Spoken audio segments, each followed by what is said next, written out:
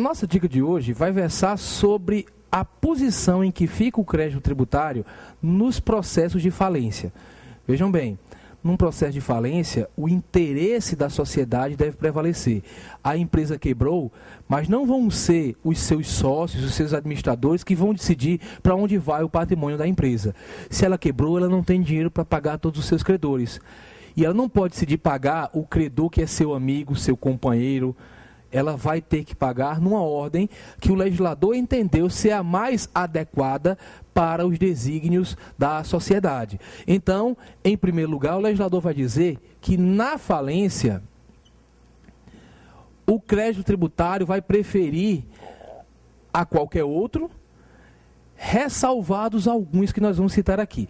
Eu até vou melhorar um pouquinho essa explicação. Primeiro, o artigo 186 do Código, que não está nem tratando de falência ainda no seu caput, diz que o crédito tributário prefere a qualquer outro, ressalvados os créditos da legislação do trabalho e créditos da legislação de acidente de trabalho. Então, já no artigo 116 se diz, 186, desculpem, se diz que o crédito tributário ele prefere a qualquer outro, salvo, então esses que estão aí na exceção, vou colocar acima, que estão acima do crédito tributário, salvo os créditos da legislação do trabalho, os créditos trabalhistas, e os créditos da legislação de acidente de trabalho, os créditos chamados de acidentários.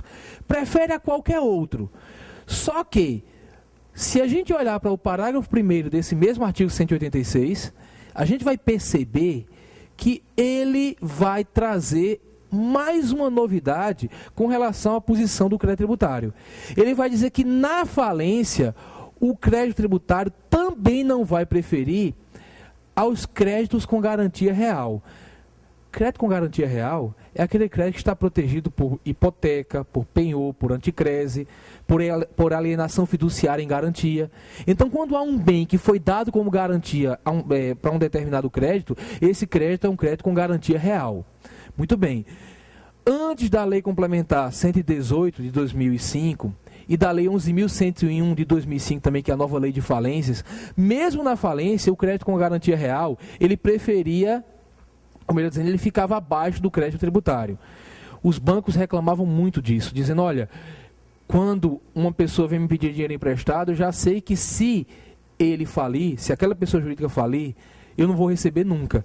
Porque, em primeiro lugar, vão pagar os créditos trabalhistas e acidentários, em segundo lugar, vem o fisco. E aí é CREO na quinta velocidade. Porque o fisco, normalmente, é o credor que tem mais a receber. Porque quando a empresa passa por dificuldades e não dá para pagar todo mundo, a primeira coisa que ela deixa de pagar é tributo. Depois, quando a empresa quebra, o rombo tributário é o maior. Então, o banco não recebia. Aí o governo ficava reclamando, banco, por que esse spread tão grande? Spread é a diferença entre a taxa de juros da economia, que é o que o banco gasta para pegar dinheiro no mercado, e que o banco cobra de juros. Vejam só, o banco, quando vai lhe cobrar um valor de juros, ele vai cobrar um valor elevado, de 10% às vezes ao mês, como um cheque especial. Só que o banco, para coletar dinheiro do mercado, ele coleta com a taxa de juros bem mais baixa. Supõe a taxa de 9,75% ao ano, como o Copom tinha fixado. Então o banco gasta isso. Só que quando ele empresta dinheiro, ele cobra quanto ao ano? Às vezes cobra 100% ao ano. Então a diferença entre o que ele gasta e o que ele cobra é o spread. E os bancos reclamaram, ou melhor dizendo, o governo reclama do banco. Por que essa diferença é tão grande? Fica o governo como um chapeuzinho vermelho, mas banco, por que esse spread tão grande?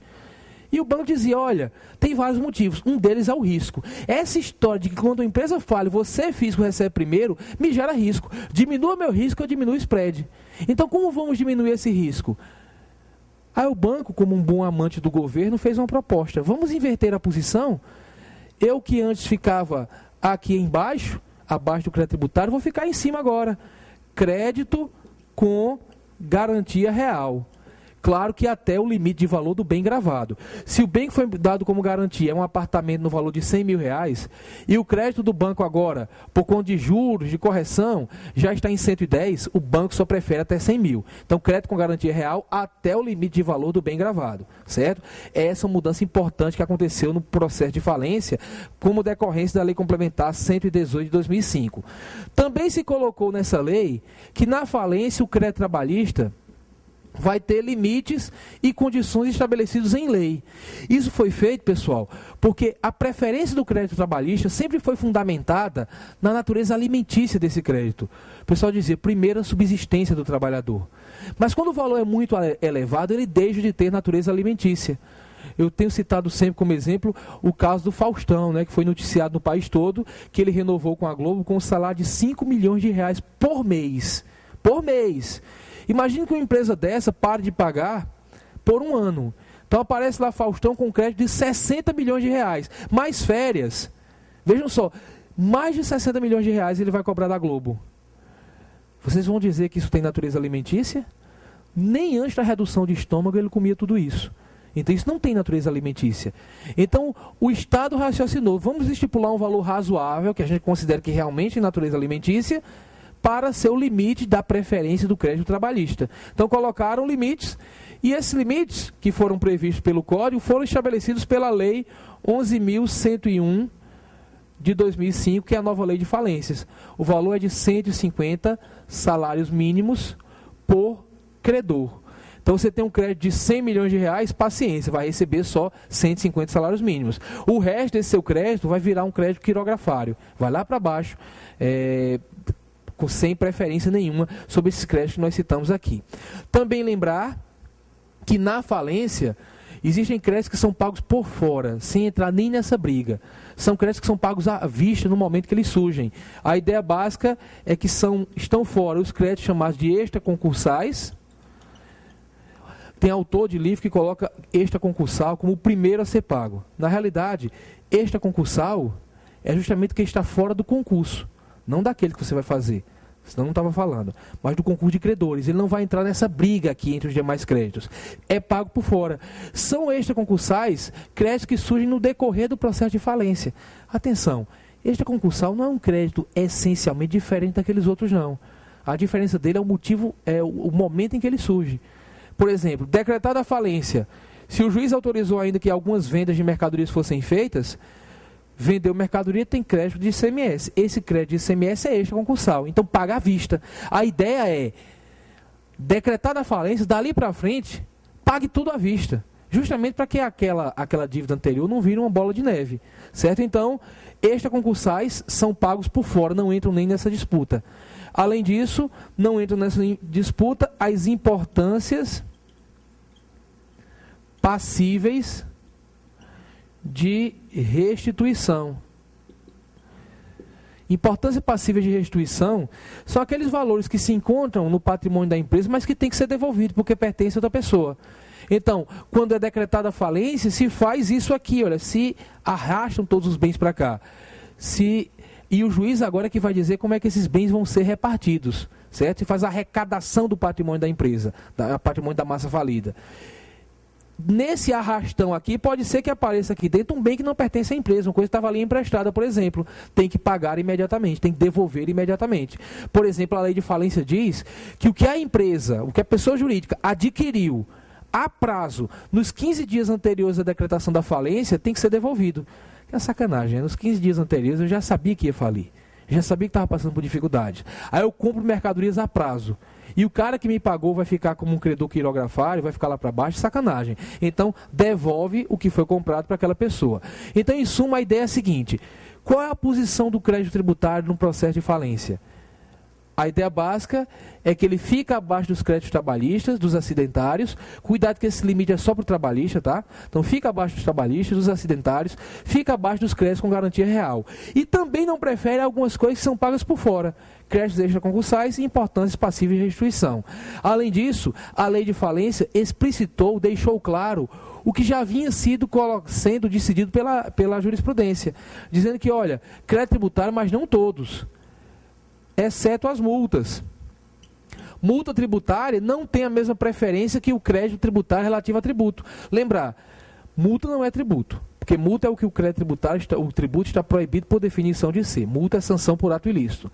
E na definição de tributo do artigo 3º do CTN se diz que tributo não pode ser sanção por ato ilícito.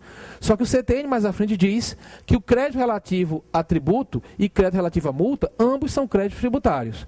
Quando se colocou aqui crédito tributário na terceira colocação, alguém poderia imaginar que as multas estariam juntas.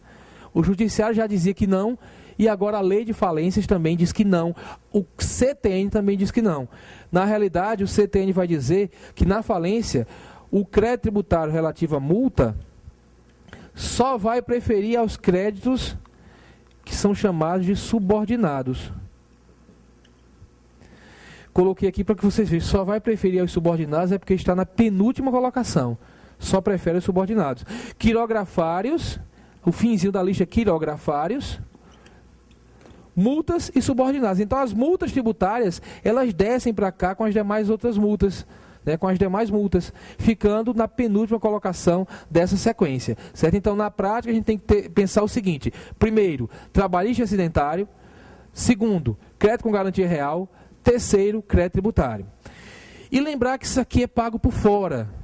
É como se fosse o concurso, né? Tem aquele concurso, aquela Miss que já ganhou 10 vezes, aí você diz, nem disputa mais, você já é o concurso. Então você nem entra nessa disputa. Vamos colocar aqui os réis mortais para que eles disputem a primeira colocação nesse concurso de credores. Então, artigo 186, parágrafo único, se diz que na falência o crédito tributário não prefere aos créditos com garantia real, aos créditos extraconcursais e às importâncias passíveis de restituição. Também diz que a multa tributária só prefere aos créditos subordinados.